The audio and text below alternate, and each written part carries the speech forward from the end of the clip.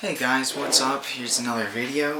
Like I said before, gonna have more videos up on the channel. It's Bring Me the Boa, and today you're probably wondering why I got sticky notes up, and it's actually because I've been collecting answers from friends and family. So some of you out there, some of these questions might look familiar to you. It's because more than likely you asked them to me. So today I'm going to start off, I got 10 questions and then a bonus fact at the end. Just thought I'd do something a little bit more interesting. And first question is, do reptiles migrate? Now, I've been asked this a few times, not as much as some of the other ones, so that's why I start off with it first, because there's just kind of, it's more of a broad statement. They do move and they do congregate, but they do not migrate in the fashion that you would believe, like how a bird does, how a lot of birds fly south for the winter and fly north for the summer. That's not what they do. Reptiles will congregate in groups if their species does that, like rattlesnakes den up, which means that they find cracks, crevices, and rocks, burrows underground. And there will be roughly like a group, about like 5 to 6, depending on the species. I know some dens of rattlesnakes have had like in the 20s to 30s. There are probably more that I haven't heard of in larger quantities, but some reptiles do in fact have den populations. I know some, like the hognoses, they will actually also do dens as well, but not to the same degree as rattlesnakes do. They seem to be in the wild much less of a social species compared to rattlesnakes. So in general, most reptiles do not migrate, with the exception of some of the marine reptiles, which I don't know as much about, but if any reptiles were to migrate, it would most likely be them, because they have the largest amount of space. But for land reptiles, no, not really. I haven't heard of any anyway. So I'll correct that fact in a later episode if you guys end up liking this and if I find it out. But for the next question, let's see, what's the next least asked one?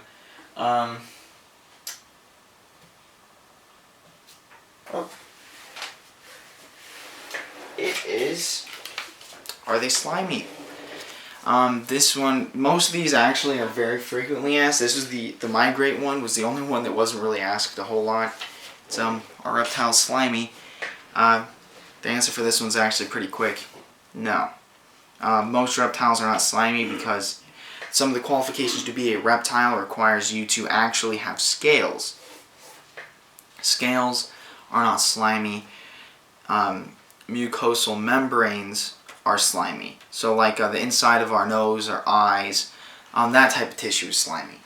What has that type of tissue are amphibians, which are closely related to reptiles. But reptiles are actually closer related to birds than amphibians.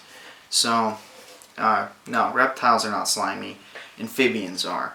That's because they are more aquatic in nature than reptiles are.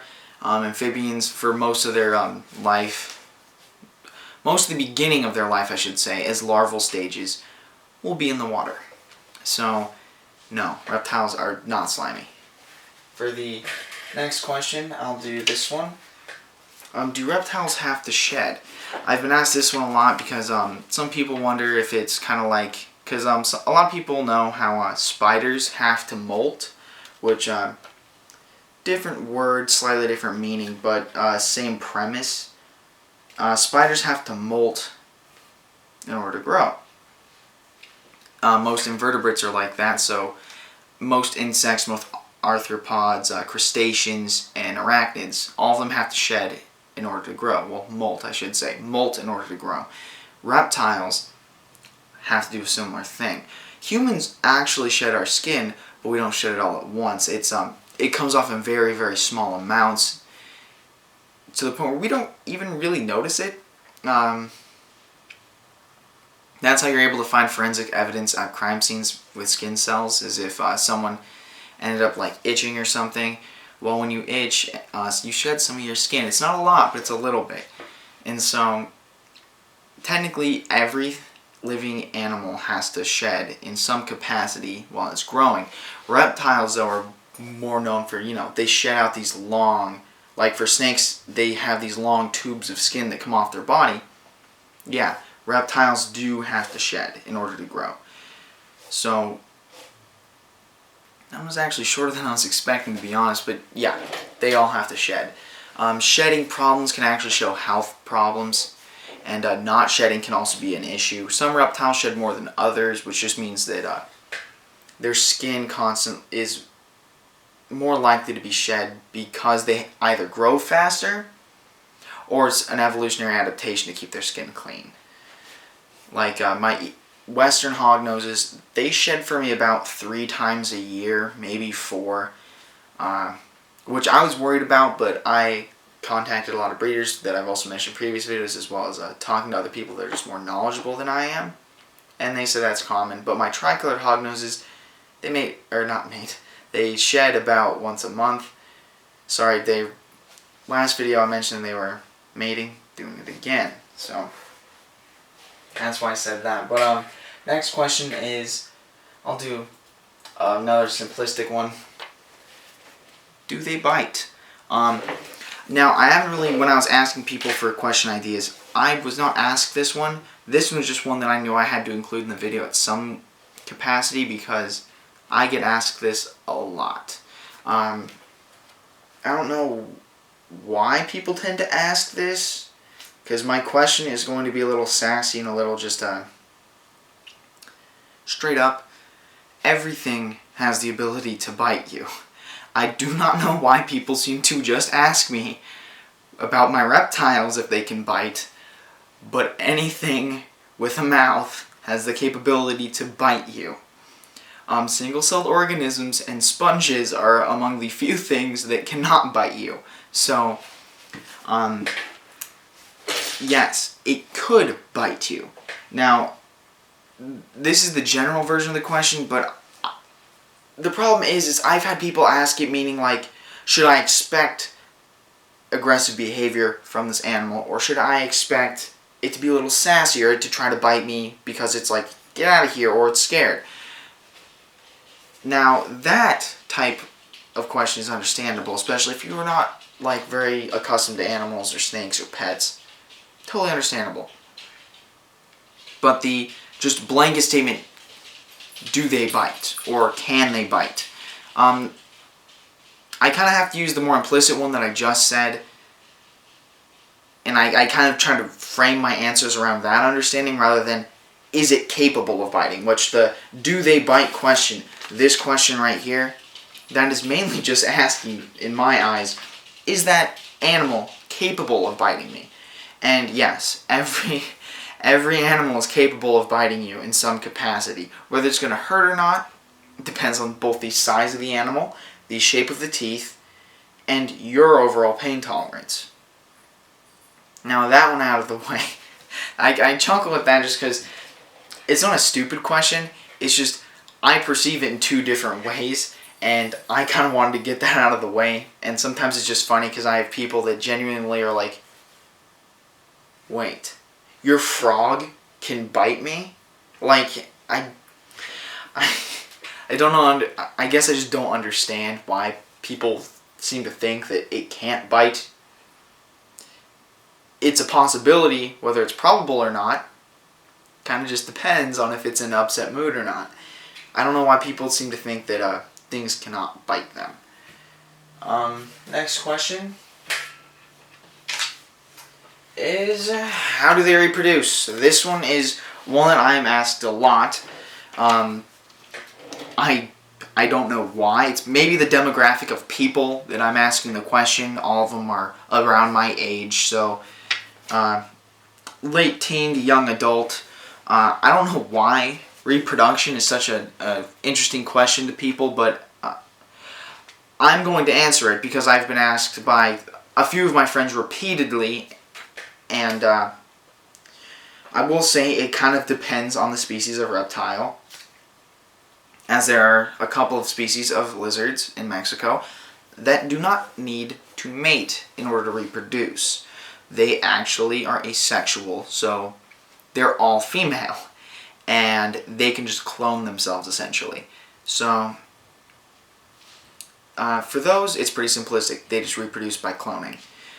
As for other things like my hognoses, my leopard geckos, the things I've bred in the past, most reptiles have some sort of either ritual or behavior, which the ritual is a behavior, but it's something that occurs only for mating and is either only done by the male sex or the female sex.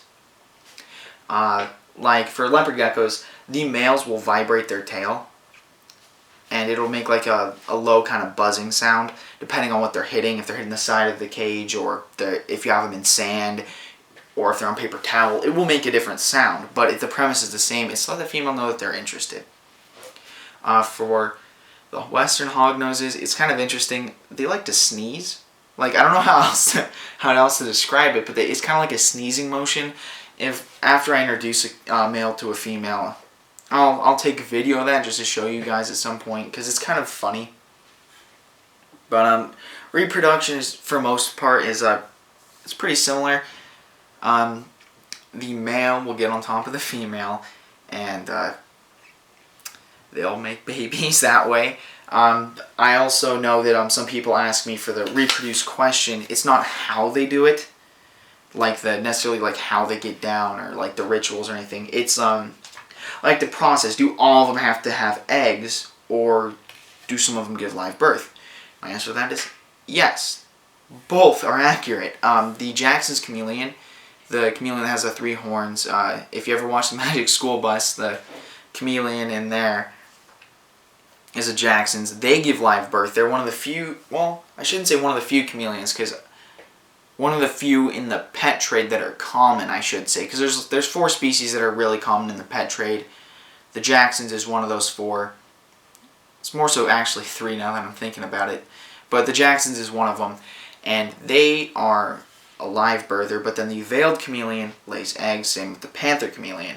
Now, I do not own anything that gives live birth. My tree frogs lay eggs, my ball pythons lay eggs, well, I almost said my chameleons, but don't have any of them anymore. My chameleons laid eggs. Both species of my hognoses lay eggs, and my leopard geckos lay eggs. All of the things I've ever had have laid eggs. Now, garter snakes give live birth, but there are some species that do lay eggs. So, in rule of thumb, most garter snakes give live birth. Every rattlesnake that I have heard of at the moment, so all the species native to Arizona and a few in the Great Basin and some of the Californian species, almost all of them that I've heard of, they do in fact give live birth. So it just depends on species. Next question is, I was hoping this would work out a little bit better, but they keep falling off the wall. Are they safe to handle? Now, again, it depends on the species, and it depends on the attitude of the animal. All of my pets are technically, depends on what you want to judge as safe to handle. The ball pythons, they can do a lot of damage. They could bite, they can constrict, they can cut blood flow to your hand. I mean, it really just depends. This question, the answer I have to say is, it just depends. This is a very broad question. My hognoses, I would say, are pretty safe to handle. Their natural defenses are none of them can actually really hurt you that much. They will poop on you, they will play dead, and they will pretend to bite at you, and they will hiss. None of those behaviors can actually hurt you.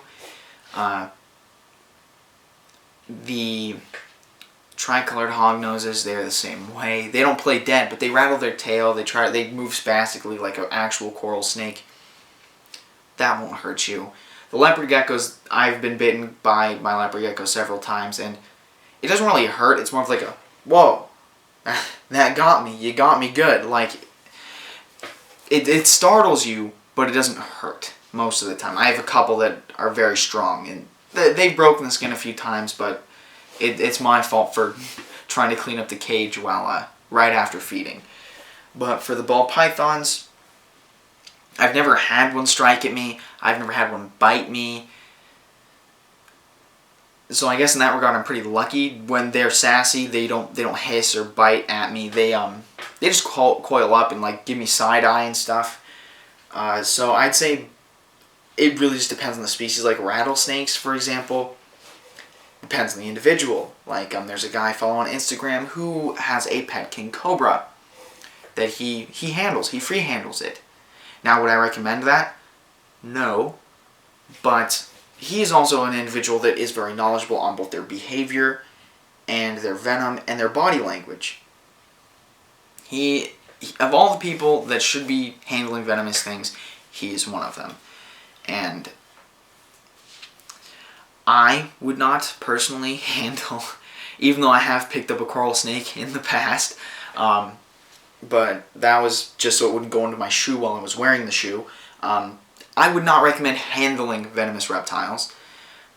Just because you see someone do it doesn't mean it is safe to do it.